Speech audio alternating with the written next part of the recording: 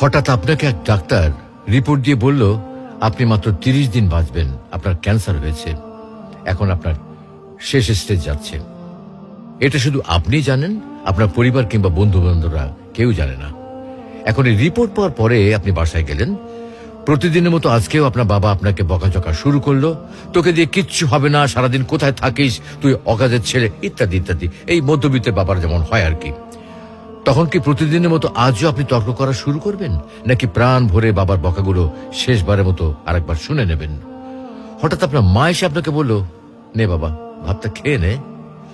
আপনার মনে হবে এই বুঝি আপনার মায়ের শেষ হাতের খাওয়া, আপনি আর বাঁচবেন না। আপনি পরম তৃপ্তি নিয়ে খাবেন এবং আপনার কাছে মনে হবে এটা আপনার শ্রেষ্ঠ খাবার, যদিও ডাল ভাত হোক না কেন।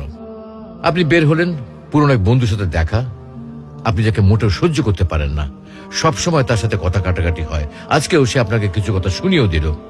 আচ্ছা, এখন কি আপনি তার সাথে তর্ক শুরু করে দেবেন? মোটেও না।